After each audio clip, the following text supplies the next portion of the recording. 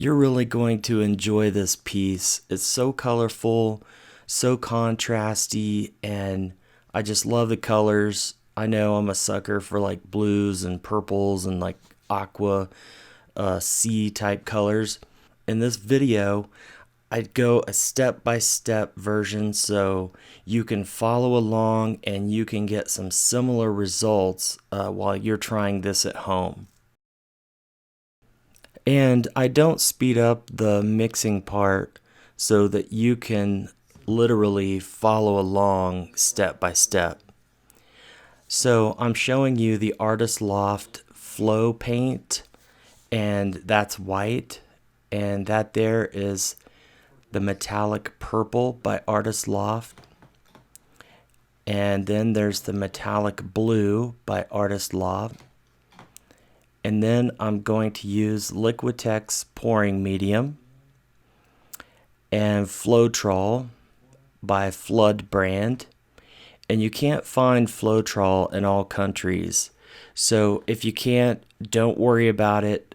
Just go ahead and use the Liquitex pouring medium on its own. And if you want, you can mix in just a little bit of water with that, but I wouldn't go too much at all. I'm going to do another pour shortly where I use just strictly Liquitex pouring medium. So I'm getting my cups ready here for the mixing process. And I know some of you might want to fast forward through this, or on YouTube, you can actually speed up the video. There's a little button you can click to speed it up. And that way your video goes faster and you don't have to sit here and watch this whole thing if you don't want to.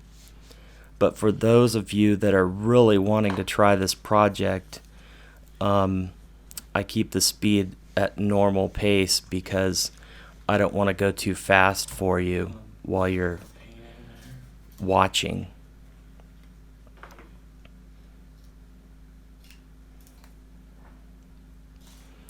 So I put in a pretty good amount of paint. The Artist Loft brand is not the most pigmented paint in the world, but I love it because it's really easy to mix, and maybe that's why, because it doesn't have so much pigment. I don't know.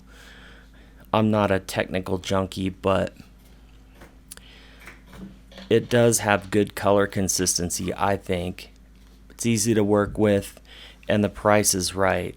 Some of those tube paints or paints that come in a tube can get really expensive, like $16 for a tube of paint.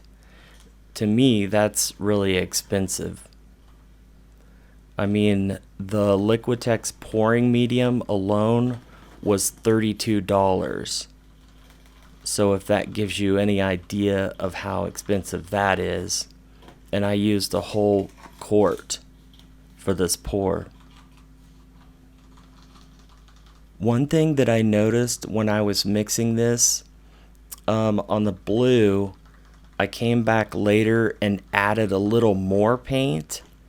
And when I did that, I didn't realize it had left a few little chunks of paint in there. Not really chunks, but just soft pieces of paint. Fortunately, this is how awesome the Liquitex pouring medium is. Fortunately, that Liquitex pouring medium kind of pulled that out and really flattened it on the painting, so I got lucky there. So try and make sure that when you're adding your paint that you add plenty at the start so you don't have to go back and add it later, because I believe it's a little harder to mix. Just a little tip. There's a lot of back and forth going on the internet about the Floetrol being latex based, and latex coming from trees or rubber trees that eventually the Floetrol in your paint will end up cracking, peeling, chipping, or whatever. I haven't really had that problem, but again, I haven't been painting that long, and I don't have a 100 years laying around where I'm like, 100 years later, this painting fell apart. So I don't know. That's kind of a constant argument out there. Some people are saying that it will only last 10 years, but they're kind of comparing that with latex based products that go outside your home, like exterior paint. Obviously, the painting is going to be inside your home in a climate controlled environment, and it's going to be sealed properly, I would hope. And there's a lot of different factors. And when you put things outside, it gets water, mildew, wind, dust, rain, all kinds of stuff, and then the sun damage. So I don't know. I'm thinking that the Floetrol will be just fine, but that's just me personally. That's my opinion. You don't have to take my opinion or advice as gold. I would like to talk to a chemist about it and see what they think as far as the Floetrol product being used in a lot of these fluid paintings. I really love to use it. It's a great product, but a lot don't see it as professional. So that's just something that you ought to know. I mean, I like using the Liquitex pouring medium on its own on smaller pieces, but on these big pieces, I like to use the Floetrol because I get the paint to a better consistency, and you can move that paint around and get it off the sides, easier. Because if you're just using like straight Liquitex pouring medium, it's a lot thicker and it wants to set up fast on you, so you have to work pretty fast with it. But again, I'm gonna do a video where I just use straight Liquitex pouring medium. I've done one before, the video that I did with little Paisley, the 6-year-old girl, and it turned out wonderful. But again, that was like a 10-inch by 10-inch canvas, or maybe 8-inch by 8-inch, so it was really small. But on these big canvases, you don't want big globs on there, and you want some movement in your paint. And I hope I'm not talking too much for you. You know me, I love to talk. I think this is where I went back and added a little more blue. I'm not sure, but my work area definitely needs to be cleaned up. I've done a lot of these big pours, and it's just getting pretty messy. I'm gonna have to ditch that cardboard. Uh-oh, ran out of Floetrol. Had to get a little more.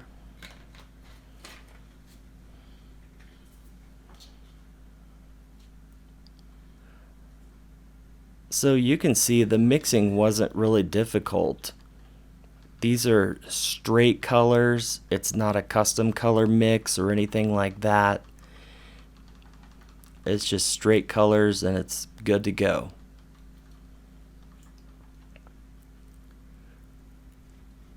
Yeah, so it's right here that I go back and add a little more, and that's where I should have really mixed it good, because I didn't take the time to do that, and it could have really messed some things up. But I got lucky. It seems to me like I get lucky quite frequently. Mixing is so critical. When you're doing the mix, you think, oh no, I'll just slap this together, put it in a cup, Nope. I could have skipped this part too, but I didn't.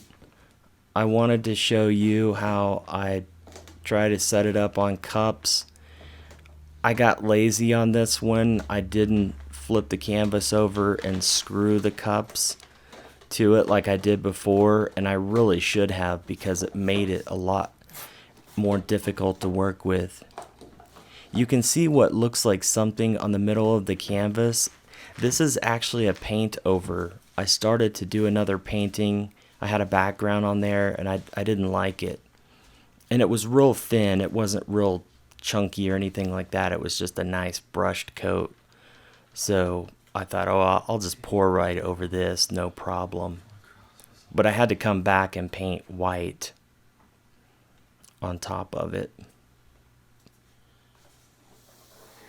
And really right here, I try and spread some of the paint out. And that's not really even necessary. Just pour it on there. You're going to be tilting it really drastically anyways. I'm basically just wasting time.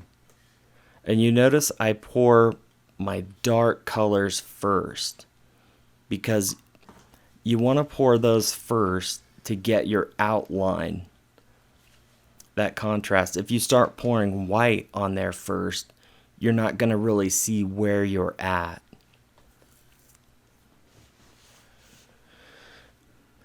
And I really like when I pour diagonally. This one turned out really great, and it has more of a rounded, but I do like to pour diagonally too. It makes a really interesting look on the wall.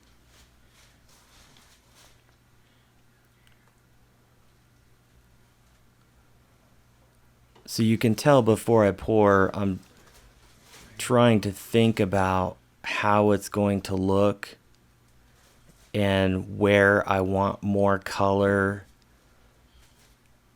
And then again, I'm spreading paint out. You don't really have to do that. It's just kind of a waste.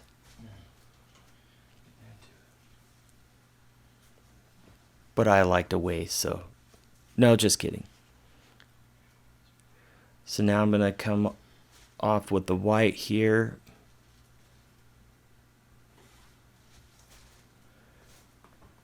And first, when you pour, try and be somewhat conservative, because you can always come back and fill in. I knew in that middle part that I wanted a lot, so I finished that cup off. Then I'm like, okay, I know I want some in between those two colors, and a lot down there. I just really wanted that separate color for contrast.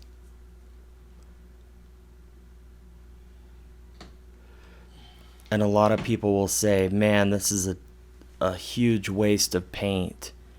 And there is a lot of waste, but you're also doing a really expensive piece. If you want to sell your pieces or whatever, then those go for a lot more than a small piece, obviously.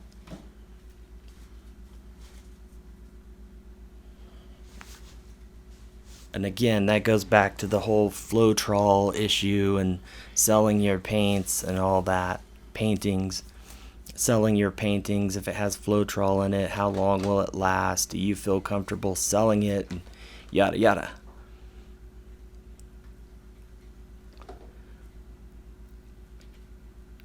So I wanted to start tilting one direction that was opposite of the direction that I poured. See how I let it go all the way off the edge there? And I should have probably let it go a bit farther, but I didn't. I should have another camera set up on the other side so you can see that. But multiple cameras takes me forever to edit, and I really do get wore out.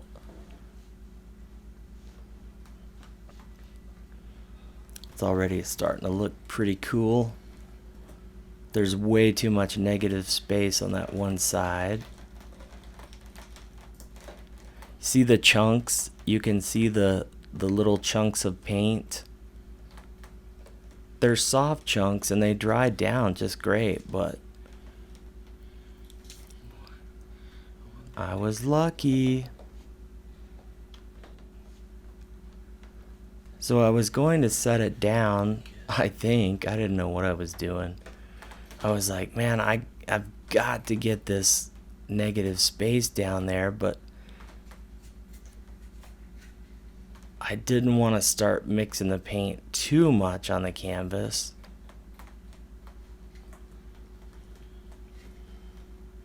But then at one point, I had to just be like, go for it. Just do it. Just do it. With these big ones, you got to just make a decision and just go for it. Don't hold back. It's heavy and I'm trying to get the cuffs straightened out.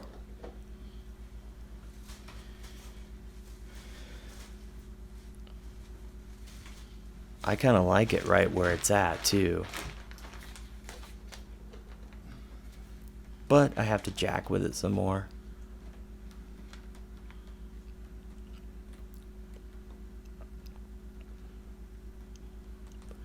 I know it's hard to see what's going on right now, but I'm sure you get the gist. I'm like, no, I've got to tilt that up a lot more. More.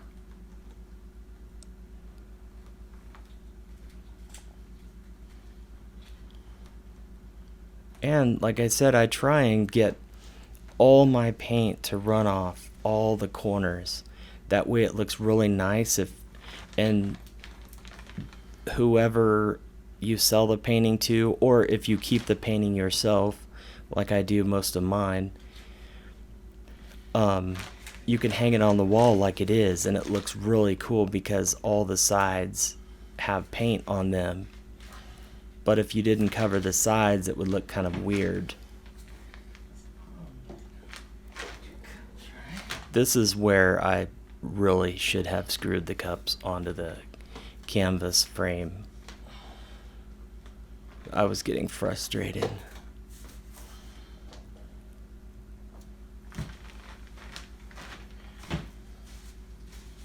You can do this. I know you can. If I can do it, you can do it. Trust me. I know the paint and the pouring medium is expensive. I wait till the canvases are on sale at our local art store, and Nick, he gives me a great deal, and the canvas on sale was like $37. So with the pouring medium and everything, you know, it roughly comes to about $100. But when you're doing it, don't think about how much money you have into it, or you get really nervous and you're like, oh no, I don't want to mess this up. Just go for it. I know you can do it. And you'll love it so much. This will really become an addiction, working with these larger canvases. Right now I'm just going along, making sure I have all those sides covered. And you really do have to be careful not to start pouring paint on top, because it will look a lot different. Because if you have this big glob that you poured on there, it's going to look different than the paint that was poured off to the sides. And especially you don't want to come back and look at it later and you see like raised up sections, because the Liquitex pouring medium will dry like that if you put it on in big chunks.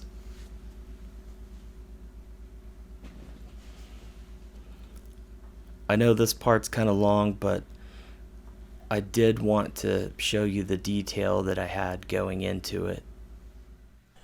Alright, so here is the finished pour. And I think it turned out really cool.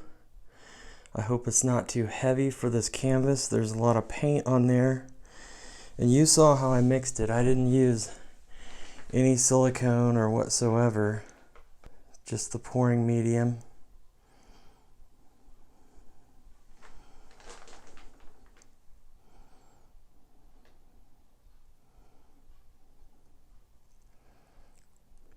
And the cells are really starting to come out there in the middle. And I like some of these fades too that get going on like that.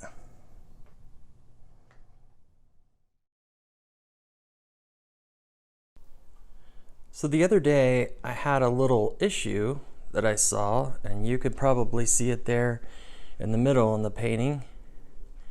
See that wrinkle that goes across? Let me show you from over here.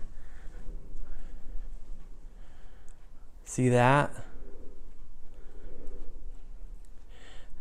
Where it's kind of like the canvas has buckled a little bit.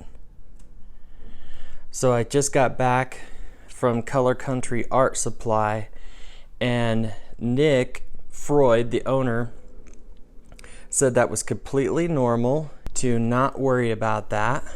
Canvases expand because of the moisture, to let it completely dry out before coating it, because some other ones I coated and it done it and I'm like, oh no. There's also a spray that you can spray on the back of the painting. He said that's a tightener and it will tighten that out, but first let it dry out before you coat it, and then once you coat it, see what it looks like then. So this other painting across the room had done the same thing, and I was worried about it, especially because it's a large painting.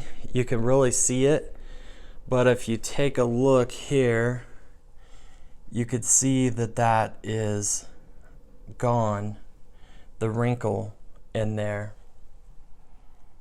So there's no more wrinkles. It worked itself out.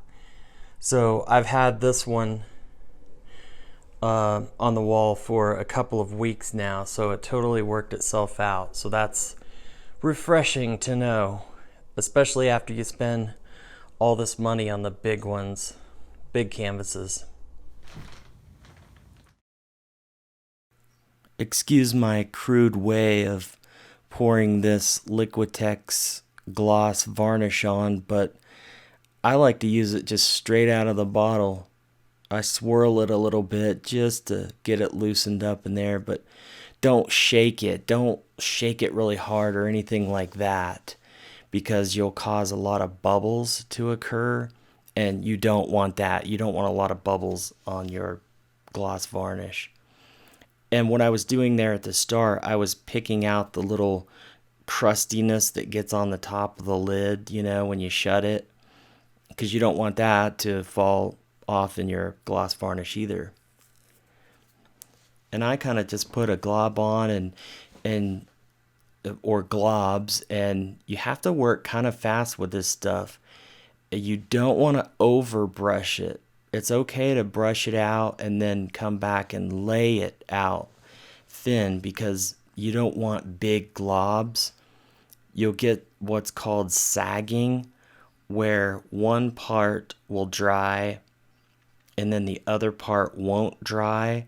So then it will start to kind of follow down and it will start to sag, and then it dries like that with a line, a sag line.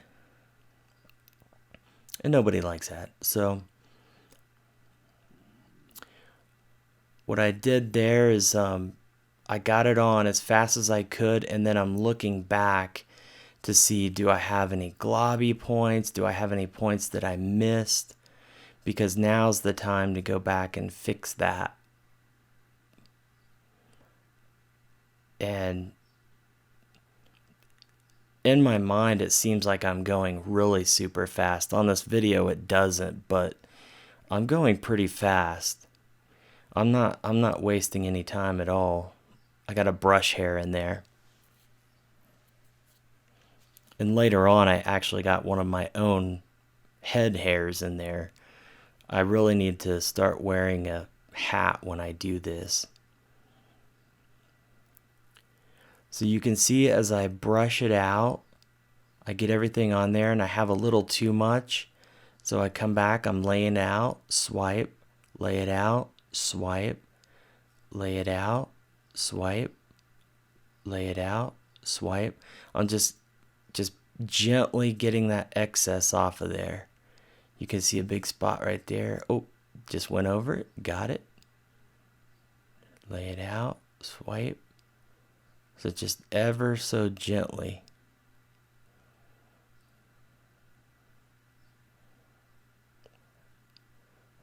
Gonna look back over it.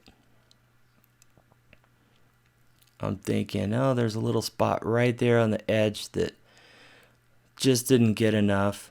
And it's okay. What I do is I kind of come back and glob a little on and then just lay it out. Just glob it and then whoosh, lay it back out.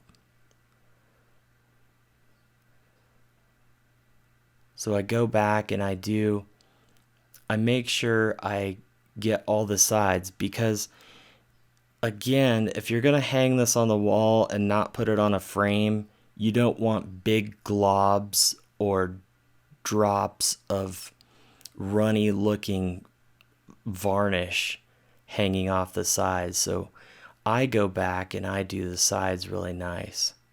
And I know I made that part look easy right there, the way I pour it in a line while I'm moving.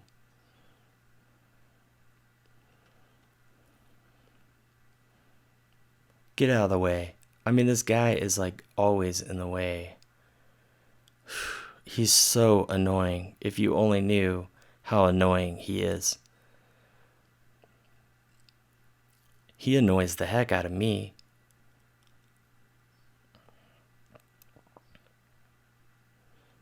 I mean, I should have finished that one side right there first, but my ADD kicked in. So there I pour just a little and follow it along that edge. And what I'm trying to do is do the edge, not the top. I'm not getting any on the top because that's already done. I'm just doing the sides. It's looking really cool. So that's how I do my first coat of gloss.